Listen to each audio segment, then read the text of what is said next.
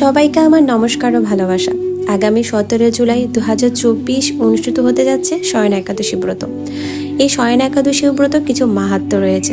চলুন আজকে আপনাদের সাথে শয়ন একাদশীর মাহাত্ম্য শেয়ার করছি। একদিন মহারাজ যুধিষ্ঠির বললেন, হে কৃষ্ণ, মাসের শুক্লপক্ষের একাদশীর নাম কি? এই মহিমায় বা কি, তা আমাকে কৃপা করে বলো। শ্রীকৃষ্ণ বললেন, ব্রহ্মা এই একাদশী সম্পর্কে দেবশ্রী নারদকে যা বলেছিলেন, আমি সেই আশ্চর্যজনক কথা আপনাকে বলছি। শ্রী ব্রহ্মা বললেন, হে নারদ, এই সংসারে একাদশীর মতো পবিত্র আর কোনো ব্রতই নেই। সকল পাপ বিনাশের জন্য এই বিষ্ণুব্রত পালন করা একান্ত আবশ্যক। যে ব্যক্তি এই প্রকার পবিত্র পাপনাশক এবং সকল অভিষ্ট প্রদাতা একাদশী ব্রত না করে, তাকে নরকগামী হতে হয়। আষাঢ়ের শুক্লপক্ষের এই একাদশী শয়নী নামে বিখ্যাত। শ্রী ভগবান ঋষিকেশের জন্য এ ব্রত পালন করতে হয়। এ ব্রত সম্বন্ধে এক মঙ্গলময় পৌরাণিক কাহিনী আছে, আমি এখন তা বলছি। বহু বছর পূর্বে সূর্য বংশে মাধাত্তা নামে একজন রাজর্ষি ছিলেন। তিনি ছিলেন সত্য প্রতিজ্ঞ এবং প্রতাপশালী চক্রবর্তী রাজা। প্রজাদেরকে তিনি নিজের সন্তানের মতোই প্রতিপালন করতেন। সে রাজ্যে কোনো প্রকার দুঃখ, রোগ, ব্যাধি, দুর্ভিক্ষ বলেন, আতঙ্ক, খাওয়া অথবা কোনো অন্যায় আচরণ ছিল না। এভাবে বহুদিন অতিবাহিত হলো। কিন্তু এক সময় হঠাৎ দৈব দুর্বিপাকে ক্রমাগত 3 বছর সে রাজ্যে কোনো বৃষ্টি হয়নি। দুর্ভিক্ষের ফলে সেখানে দেবতাদের উদ্দেশ্যে দান মন্ত্রের স্নাহা, শ্রদ্ধা ইত্যাদির শব্দও বন্ধ হয়ে গেল। এমনকি বেদপাঠও ক্রমশ বন্ধ হলো। তখন প্রজারা রাজার কাছে এসে বলতে লাগলো, মহারাজ, দয়া করে আমাদের কথা শুনুন। শাস্ত্রের জলকে নার বলা হয়, আর সে জলে ভগবানের অয়ন অর্থাৎ নিবাস। তাই ভগবান এক নারায়ণ। মেঘরূপে ভগবান বিষ্ণু সর্বত্র বাড়ি বর্ষণ করেন। সেই বৃষ্টি থেকে অন্ন এবং খেয়ে প্রজাগণ জীবন ধারণ করেন। এখন সেই অন্নের প্রভাবে প্রজারা ক্ষয়প্রাপ্ত হচ্ছে।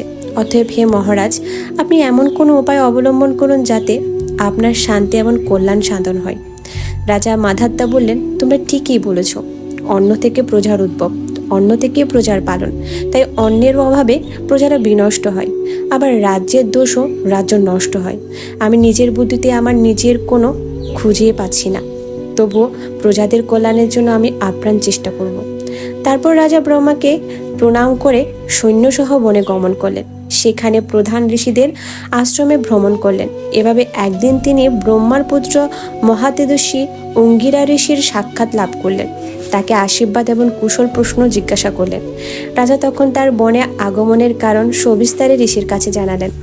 ঋষি অঙ্গিরা কিছু সময় ধ্যানস্থ থাকার পর বলতে লাগলো, হে রাজন, এটি সত্যযুগ। এই যুগে সকল লোক বেদপরায়ণ এবং ব্রাহ্মণ ছাড়া অন্য কেউ তপস্যা করে না। এই অকার্যের জন্যই রাজ্যের এই দুর্দশা। তাই তাকে হত্যা করলে সকল দোষ দূর হবে। রাজা বললেন, হে মুনিবর, তপস্যাকারী নিরপরাধ ব্যক্তিকে আমি কিভাবে বধ করব? আমার পক্ষে সহজসাধ্য অন্য কোনো উপায় থাকলে আপনি তা দয়া করে আমাকে বলুন। তদুত্তরে মহর্ষি অঙ্গিরা বলেন, আপনি আষাঢ় মাসের শুক্লপক্ষের শয়নী নামে প্রসিদ্ধ একাদশী ব্রত পালন করুন। এই ব্রতের প্রভাবে নিশ্চয়ই রাজ্যের বৃষ্টি হবে। এই একাদশী সর্বসিদ্ধিদাত্রী এবং সর্ব উপদ্রব নাশকারিণী। হে রাজন, প্রজা ও পরিবারবর্গ সহ আপনি এই ব্রত পালন করুন। মুনিবরের কথা শুনে রাজা নিজের প্রসাদে ফিরে এলেন। আষাঢ় মান উপস্থিত হলে রাজ্যের সকল প্রজা রাজার সাথে এই একাদশী ব্রতের অনুষ্ঠান করলেন। ব্রতের প্রভাবে প্রচুর বৃষ্টিপাত হলো। কিছুকালের মধ্যে অন্নভাব দূর হলো। ভগবান ঋষিকেশের কৃপায় প্রজাগণ সুখী হলো। এই কারণে সুখ ও মুক্তি প্রদানকারী এই উত্তম ব্রত পালন করা সকলেরই অবশ্যই কর্তব্য। ভবিষ্যত্তর পুরাণে যুধিষ্ঠির শ্রীকৃষ্ণ তথা নারদ ব্রহ্মার সংবাদরূপে একাদশীর এই মাহাত্ম্য বর্ণিত হয়েছে। হরে কৃষ্ণ। সবাই শয়ন একাদশী ব্রত পালন করুন। আপনার পরিবারের মঙ্গল করুন, দেশের মঙ্গল করুন। ভালো থাকবেন, সুস্থ থাকবেন। নমস্কার।